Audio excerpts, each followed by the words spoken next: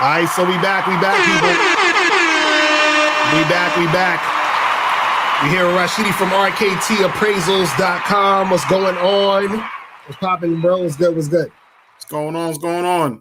Yeah, man. So today we're gonna be talking about how to shop and save money at the same time. How do you do this, man? What's the secrets? Yeah, man. The secret is to shop at non-peak times. You know what I mean? When it comes to shopping, a lot of times everybody's like, "Oh, Black Friday sale, Christmas sale, Mother's Day sale."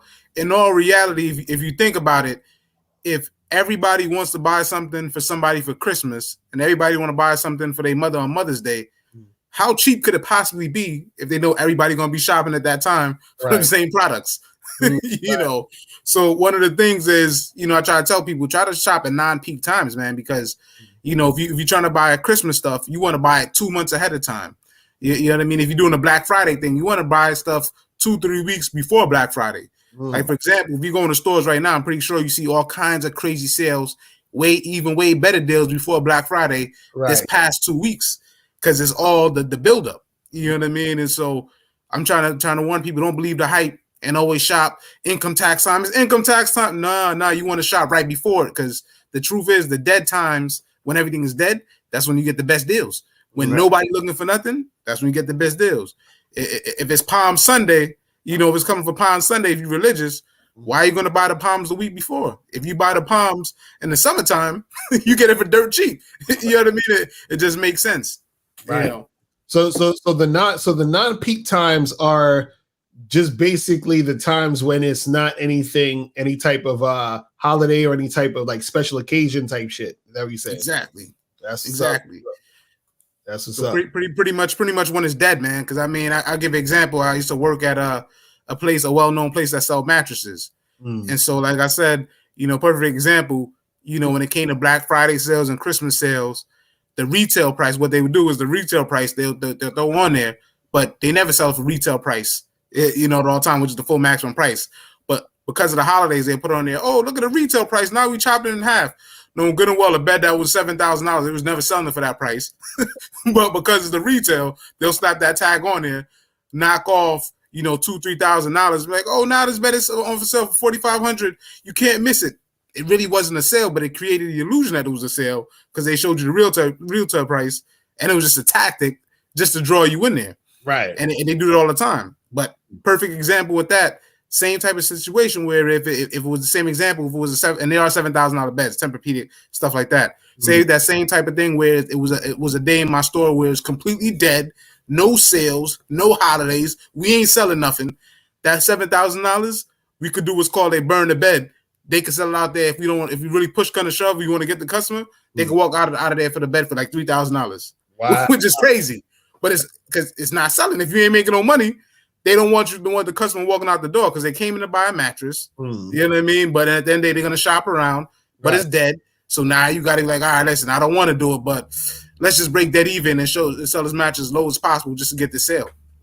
But the person going in on Thanksgiving and Black Friday would have paid like $4,500, $5,000. Like, oh man, I got a deal. And not saying it's not a deal, but you want to get the best deal humanly possible. Right. So you're saying, so like right now around, this time where it's like Thanksgiving coming up, Christmas coming up. So the best time to shop for Christmas would be now, right? Like to get all the good shit. You know what I'm saying? Correct. So as Christmas comes up, do you think like shit is going to get like more expensive because Christmas is coming up? Yeah. So all it is, what it is because Christmas time. Now you really want to go Christmas shopping before, because November and December is infamous for holiday shopping month anyway. So you really want to shop for Christmas really in October and September when nothing's going on. Right. But what they do is, though, they do give you sales, but it's a buildup. It's a mind game. So what they'll do is right before Christmas, they'll raise the price on stuff. And then as Christmas is coming, they'll drop it down a little bit to say, okay, now it's on sale. Right. You know what I mean? For the Christmas time. So it's strategic. You know what I mean? So it's all a game. Think about it. Are you going to buy a bunch of sweaters in the middle of summertime? Probably not. Right. But if you buy a bunch of sweaters in the middle of summertime, it's gonna be dirt cheap because who wears sweaters in the middle of summer? You know what I mean? So that's why it's huge on shopping on non-peak times. No, that's smart though. That's smart though, because a lot of times like people, they're not thinking like that, you know, like, because, you know, summertime, just like, I want to get some t-shirts or some shit, you know, that can wait tomorrow. But like you said, like, if you stack up on, you know, like a winter coat or some shit that they probably going to have a cheaper price at that time, then it's like, hey, let me, you know, set it up for this time to get this now. And then in the winter time, try to buy some clothes that's not winter shit, and they probably got that cheap. You know what I'm saying? So I agree with that shit. I agree with that shit. That shit's dope. I wanted to ask about like haggling or, you know, negotiating prices during off-peak times, because I mean, the average person don't know, because I mean, all right, for example, like you said, in the mattress store, the $7,000 mattress is still gonna have a price tag of $7,000 on the off-peak time, but we may not realize, or we may not know that there's a possibility that they might try to sell it for $3,000 or $4,000 just to get it out the door. Right. And so what I'm saying is, like, so is there like do we have to understand the art of negotiation or haggling, or like, what's that about? Like, how do we know, hey man, this is off peak times, and I know y'all trying to move this mattress, you know what I'm saying? Sell it to me for a better price. Stop playing. What's the art of that? Like, how does that work? Yeah, no, so that's part of it too. You know, the first part is shopping on non-peak times, but that's absolutely part of it. I mean, my advice to people is just honestly just doing simple research. Just go doing simple research. We got everything at the tips of our fingers with the internet. If you're, if you're looking, for example, we can stick with the mattress thing. We're looking for a mattress, and you look at what does Raymore Flanagan sell it for? What is it? What is a mattress firm or Sleepy sell it for? What is Ashley Furniture? If you look around and see who got it the cheapest, and you walk in the store, you just want to do research. So you go in there, you see the bed you want, you walk in there and you say, man, this is a nice mattress. Go through the process, have them try it out, look at prices. You ask them straight up, what's the best deal you could do it for? So I always ask the seller, whoever's selling you the product, what is the best deal you could do for me? Right. Of course, they're going to give you their first jerk reactions and to try to take off as minimal as possible, which is the typical 5 to 10%, which is nothing. So they're going to throw that at you. And then at that point, when you're going to think about it, all right, well, let me think about it, and then proceed to walk away. You know, and they're going to draw you back in. It's just a tug of war. It's just a game. If they feel at the end of the day, the person that's selling you a product, if they feel that you're about to leave or they're about to lose a sale, and you hold your ground that you really want to get the best deal, then at that point in time, you have full control. So for that example where, what's the best deal can you do for me, sir? Let me see. Let me type it up in the computer. We could take off 10% for you today. Yeah, all right, there. That sounds good, but I don't know, man. I didn't really want to spend that much money to begin with, but I really wanted. But let me shop around. But like I said, you already prepared. You already know the price for it. Jump on your phone, pretend because you already prepared, but you pretend like you're not prepared. Right. I actually saw this mattress at a Sleepy's for $300 less right now. Right. You know what? I think I'm gonna head out there. Oh wait. You know, we might be able to do something. So wait, can you match the price and beat it? Right. Let me check with my manager. Now that's the process how you get the ultimate deal where you could get it cheaper than anywhere else, and you got it at the store where you got it at, and everybody wins. Well, not the store doesn't win, but you win. Right. So it says, so does this apply to stores or online also? So I guess saying, does it also apply to online shopping? Well, I mean, online is a little bit different. So it definitely applies to stores, but online is a little different because the reality of the situation is online, you can find cheaper stuff. So there's no way to really negotiate online. Online is the negotiating platform. So for example, if you're looking online for a product, there's a multitude of companies that sell it. It's just up to you to find the specials, because that's why they got Priceline, Hotwire, Expedia. All those same sites sell those same products. They're all online. So literally, if you ever book in a plane, and this is a perfect example, you go to Hotwire and it might be like, oh, a trip to Jamaica might cost $500. It might go to Priceline, it might be $462. You might go to Expedia, it might be $578. So online is the negotiation platform. So there really is no negotiating. You do the negotiation by just actually doing your due diligence and shopping a whole bunch of websites and Googling a whole bunch of websites who sell the same exact product. That is the actual negotiation online. So when they have Black Friday sales, are like, let's say they have they say, oh, you can get this TV for like $75 or whatever. Like, are there other times where that TV is also $75 and you could get it at that time instead of having to rush to the Black Friday sale to go get it. Because you know, like how a lot of people rush to the stores and all that. They're like, oh, I'm going to get it because it's on sale now.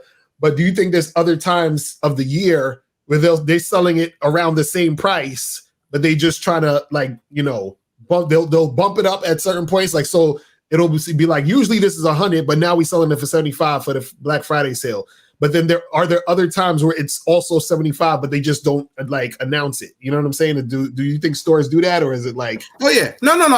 Absolutely, stores do that. Right. You know, that's where the non-peak time comes in, and honestly, just keeping up with the times is one of those things where you have to correlate it of when you want that product. So for that perfect example with the TV, there are certain times that they have TV prices drop.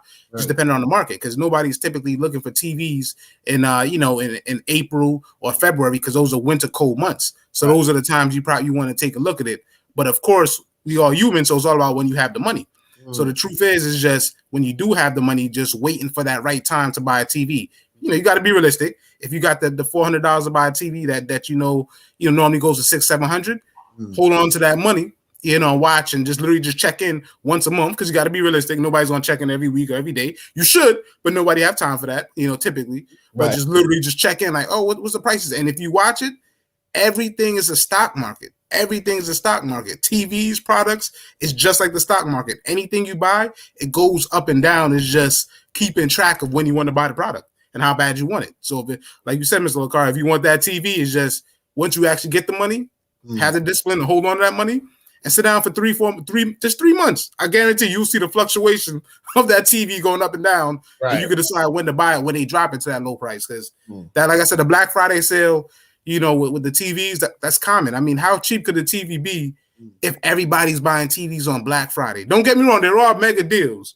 But the truth is, that's why even with the Black Friday sale on the TVs, you want to do it ahead of time because of the pandemic, because of COVID, because they don't want the stores crowded out so much. That's why you see right now a lot of these deals are actually better than Black Friday this week and the past 2 weeks for TVs and stuff like that, because they don't want the rush. They don't want people trampling people before. They don't want a whole bunch of people in the store because of COVID. So you got to really just sit down, look at the times, look at the situation, and really just, like I said, just shop before these big sales happen. You know, right? That's some real shit. And so, like, so for the average person who's out there, you know, because Black Friday's coming up, holidays coming up, they have a lot of holiday sales. I think they got this the other thing, they got Cyber Monday now, where they can get all that other stuff. So, do you think that a lot of it is just marketing, as far as, you know, the Black Friday sales and the holiday sales, in like, meaning that it's a lot more marketing, so it's not really that big of a deal to try to get the sale at that time, and you can also get those in peak hours. You know what I'm saying? So is it like, do you think it's more just marketing, or are they actually like really giving people deals on those days? You know what I'm saying? So it's all the above. So it's definitely marketing, heavily driven in marketing. They are giving people deals. The question, how good is the deal is. So for the example you just gave, you just used Black Friday. Remember, it's a Thanksgiving sale. Black Friday sale, infamous. Cyber Monday sale. Everybody says, think about it. It goes right into this topic. With the Black Friday sales, everybody's like, oh, wait to Cyber Monday because you get even bigger, better deals than Black Friday, which is true. Now think about it even deeper. After Cyber sale is done, all the products that was left over that didn't sell, imagine the deal that you're going to get from Cyber Monday left over if you just actually wait and watch those products, because they didn't sell on the 3 big holiday sales that they're supposed to sell, the leftover stuff. You get an even better deal. So that's why I say it is about marketing, because if you notice, they don't talk about nothing after Cyber Monday. But if you do go into those same stores, you're like, wait, how did it drop down even less than all the leftover product? Right. The best example I like to give you is like Halloween. In Halloween time, the lead up to Halloween clothes and costumes, you know what I mean? The prices are up. But after nobody needs Halloween stuff, it drops so dirt cheap because nobody needed it. You know what I mean? And it's all the stuff that left over because they were planning to sell everything. So that's why it's timing is crucial. Timing is a big part of it on top of that. Right. So it makes sense to choose what, like, day after Halloween, makes sense to choose your costume, what it's going to be for next year now. Listen, that takes more work, because if you can estimate how much your kid gonna grow in that year, it is. See, y'all parent niggas, y'all got kids and shit. I was talking about me. Yeah, you good. you good for you. Yeah, for the adults. Yeah, yeah, you good. Unless some new trend come out, because everybody was wearing that Squid Game fucking costume and shit this year and all that. So you know how that shit go. It's crazy. But what's interesting, I'm thinking, is because there's a correlation between like the time of year. I'm not hearing an echo. Is that me? Oh, is that me? Okay, I'm not hearing an echo. Okay. Now I was saying there's a correlation between the time of year and what's needed around that time and prices. Because if you think about it, like you said, like if a person is, if it's the summertime, it's like, okay, I could go get coats, winter coats for dirt cheap because ain't nobody really buying them. So then it's like, if you understand the time of year, like you were saying, and the time of year where the TV prices might be low because there's a certain time of year that people are going to be buying the shit or whatever. So I think sometimes if a person really wants something, they can either think about the time of year or also probably the type of product. Because like think about maybe a phone. Like you might say, okay, the iPhone 13 is out, but you could probably get the iPhone 10 for cheaper. You feel what I'm saying? Or some shit like that. Because now everybody's trying to get the 13, or that's the higher price one. So you're like, well, let me, or let's say if you wanted the 10 from before, wait until the 13 come out and then get the 10. You know what I'm saying? At that point, I think that could be a smarter way for people to get certain things and get it cheaper. You know what I'm saying? That's definitely smart, Stone Cardi. I mean, to piggyback off you, if you think about it, any product you want as an individual and you want it at that time, it's never going to hold its exact value at that time forever. Right. So just like that, that's why you just gave the perfect example. Just like that iPhone. I want it right now. I want to get the new iPhone. Right. But in all reality, if you wait, the price has to go down. Right. It's still the same product. Right. The only difference is that you wait 6 months when the hype die down and then you buy it and you still get the same product just at a later time. You just can't, quote unquote, keep up with the Joneses. That's all that is. Right. Nah, that's some real shit. That's some real shit. And also too, I think there's certain products and services or whatever, because of the way technology has gone. Like for example, with video games, like you can, before you'd have to pay like, $50, $75 for a video game, but now they have actual video game consoles and shit that have like games built in where you could just buy the fucking whole thing for like $200. You know what I'm saying? So you saving money on that specific thing. So I think a lot of times just people even knowing that those things exist and thinking, oh, I can actually like get this option versus the other option. You know what I'm saying? Another good thing too. So they said Malachi said this applies to buying a car as well. Buy a model that's a few years older. So yeah, tell me about the cars because y'all niggas drive. I don't know about that. Yeah, go ahead. Absolutely. That's a great point with Malachi because that's exactly what it is. So for example, if you buy a brand new car, literally the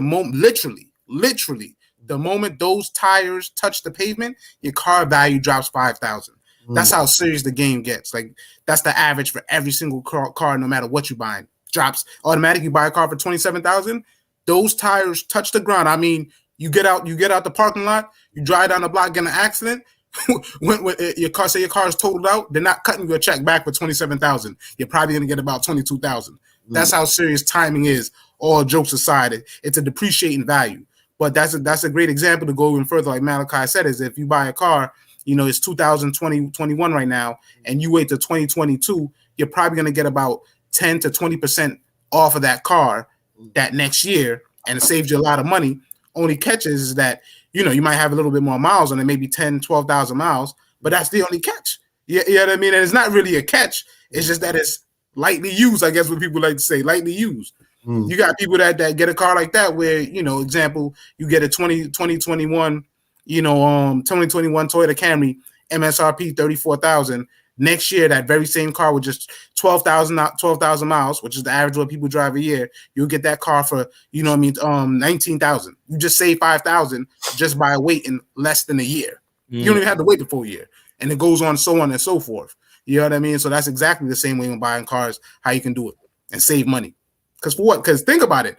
they actually don't change car grills, but every 3 to 5 years they change a grill. Because if you notice, most cars look the same for like a 5 period of time. So someone can't really distinguish between a 2021 and a 2016. The only person that knows is you. So in the reality of the situation, because think about it, the first time somebody look at your car, like the first thing they ask is, what year is that? Why is that? Because nobody knows. Because like I said, they don't change the grill that much. They make little tweaks, but not enough for you to be like, oh yeah, that's a 2021. Oh yeah, that's a 2019. Nobody knows that. That's why the first question, anytime I say, oh, that's new, what year is that? Because you can't tell the difference. And if you were the person that bought it, brand spanking new, you could do it if you can afford it, and that's fine. But you can get that same car a year later, have the same reactions from everybody else, and paid way less money. That's facts. Real quick, I want to ask this question. So let's say you have a situation where, you know, you buy something at the non-peak hours or days or whatever, and you get it at a good price, right? And then you try to sell it or resell it. And so would it make sense to sell it at the normal price it would be? So if I get that TV for $75, but it usually costs $150, you know what I'm saying? Would that make sense to be like, oh, let me get this, put it on eBay or some other shit and try to sell it for $150 because it's usually that price or something like that? Or even if I get it at Black Friday sale or something like that and then try to sell it for, you know, either that price or maybe $125 since it's usually $150. You know what I'm saying? Like you think, Mr. Carr, see, now you're taking it to a whole nother level because that's exactly how you make money. That's exactly the perfect example. That's what people do. Is that called drop shipping? What is that? Drop shipping, just eBay. There's so many sites out there that they do where you could jump on and do that exact same thing. Right. You know what I mean? Where you buy a product, that example you gave for like $150 and normally costs $150. You got it for $75. You know, you could list it as lightly used and sell it for $125. So it's not the full price that it would really cost. So the person's still getting it less and you still making a profit.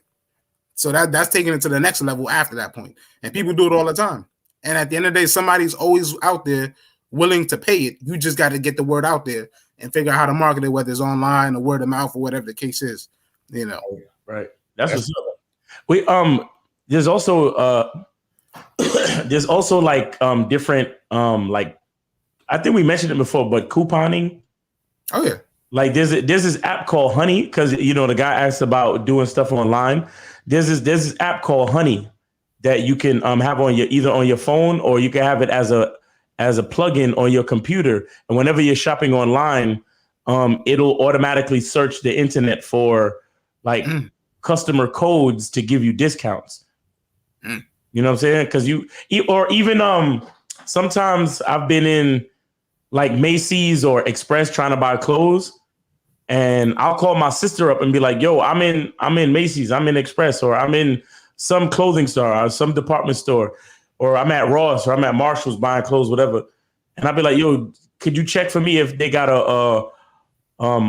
like a coupon on Ross right now, or a coupon for Burlington, or a coupon for Macy's?" You understand?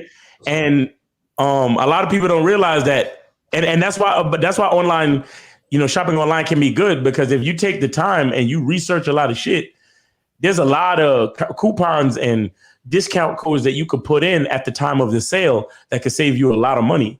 Right. You see what I'm saying? If you understand what to do, you know, but it is a lot of times it's really just a matter of a code. Like sometimes you hear them people talk, they be like, "Oh, put in the code Mike 10, you know, to get 10% off of some shit." So right. If the product is on sale, you can still get another 10% off of that product. You know what I'm saying? And it's the same thing as going to some place like Macy's during a Columbus Day sale and still getting something off the clearance rack. So it's on the clearance rack and you get the Columbus Day sale discount. So you pay different discounts on the product, so you get that shit for super cheap. And you have some people that do that shit for a living, and then like Lakari was talking about, they'll buy that shit off the clearance rack and then go to eBay or Facebook Market or even Amazon. They'll go to Amazon and resell the shit, you know, for a few dollars more and make profit. You know what I'm saying? So knowing how to shop can be a very lucrative business if you know what to do, because not only to save money and put in your pocket, but you could also set yourself up to to make money by reselling the products. You know what I mean? Right. That's facts. That's facts. Absolutely.